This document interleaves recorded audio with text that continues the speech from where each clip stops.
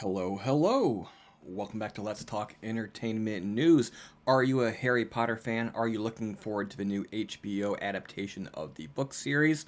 Well, it looks like you may have your Dumbledore finally. We're going to talk about that in just a moment right here on Let's Talk Entertainment. But before we do, we need something from you. We are attempting to reach 5,000 subscribers in short order. We need about 14 more of you to hit that subscribe button. While you're at it, hit the alert bell, like, comment, send supers, or become a member for $2.99 a month. If you do comment, keep it friendly, keep it on topic, and don't make it personal.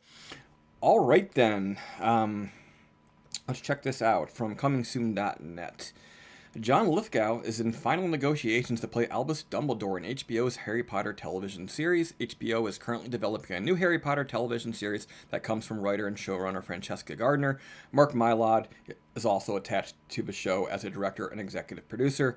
Per deadline, Lithgow now appears to be in final negotiations to play Dumbledore in the show. HBO declined to confirm the news. Rather, the network said in a statement, "We appreciate that such a high-profile series will draw a lot of rumor and speculation. As we make our way through pre-production, we will only confirm details as we finalize deals." Lithgow has won 6 Emmy Awards throughout his career there, 3 of which were for his performances in Third Rock from the Sun, and yada yada yada. He's also known for voicing Lord Farquaad in 2001 Shrek and recently starred as Cardinal Tremblay in 2004's Conclave. What else do we know about the HBO Harry Potter show? No other casting for Harry Potter series has yet been revealed. Specific plot details remain under wraps at this time, though the series is believed to be a faithful adaptation of the Harry Potter novels. So there's been a lot of rumors about various casting decisions. For a while, it seemed like people really wanted Jared Harris to be Dumbledore, and then more recently, I've heard a few rumors here and there. I'm not going to discuss them now, but John Lithgow as Dumbledore. Yeah, I think I could see it. I did look up his age. He's 79. So I'm sort of afraid that if they do go this route and it takes a full, say, 7 to 8 seasons, probably multiple years between releases, do they run into the same situation where Richard Harris gets replaced by Gambon? Possibly. But I think it's interesting that this seems to be the most locked in speculation on a casting that we've heard yet. So yeah, if this proves to be the case, and this is in fact their first finalized casting, it almost feels like the series is being built more around Dumbledore. Whereas certainly the 3 high-profile casting decisions in the movie adaptations were, of course, the main children's lead. I like Lithgow. I could see him in the role. I think he could certainly handle it. That said, I'm not overly interested in the series as of yet. Probably be worth it to take a moment to sort of describe my history with the Harry Potter franchise in general. When the first book dropped around 97, it sort of percolated a little bit behind the scenes before it sort of blew up. And by the time I got into college in 2000, 2001, it was huge. The movies had started hitting and it was really exploding.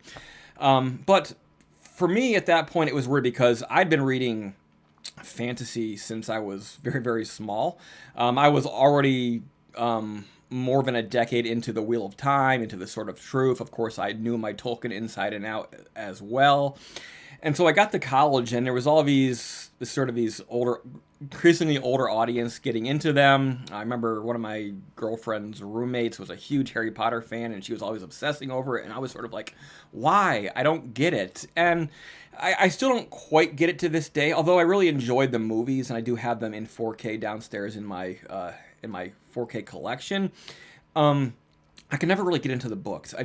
I feel like I knew too much about fantasy, and I could see sort of the points of inspiration and the points of borrowing from other franchises, from other authors. It just all seemed too obvious to me, and it's just, there's nothing wrong with it per se, but it also felt a little bit odd for, after all these years, for like, fantasy to have this sort of huge mainstream appeal, and it's like, well, where the fuck have you been all this time? So that is sort of my history with the series. But that said, I was a little bit apprehensive at first when I heard this decision. It's like, is this for real, or are they just trying to use it as leverage to sort of coax Rowling and the original actors back for some sort of sequel in the future, perhaps. But no, apparently they're going forward with it, and they're trying to do it. And the more I hear about it, the more intriguing it is, the fact that if they do take their time and really pour over it, they can bring forward a lot of details from the books that, of course, will be really pleasing to fans of the books. But I think it would be... the whole thing would be a waste if they don't do that. If it becomes so obviously just an extended remake of the first set of movies, I think that would be a mistake. It has to find a way to set itself apart. One way or another, it doesn't matter, because I don't think that these films or these shows could really affect the legacy of the originals. That's sort of my running theory with sequels and remakes and adaptations these days is that the idea that, you know, people get really offended when you mess with their childhoods. However, really what happens is when you do new versions, what you do is you draw more attention to the originals, which I think is a good thing in most cases, because people always go back to the originals. It's been a while now since the originals happened, so there's probably another generation or so who have yet to really be introduced to it. They didn't experience it in the same way. Sort of like I was too old, there's people who were too young, and now they get to re-experience it with their families, with their parents, which I think is a good thing. It's always good to have something to share with your family. But there you have it. I'm not overly interested, but if I do hear good things, perhaps I will resubscribe to HBO Max and check it out when it does eventually happen sometime in the coming future. But what do you think? Let us know in the comment section below, and I'll see you again soon.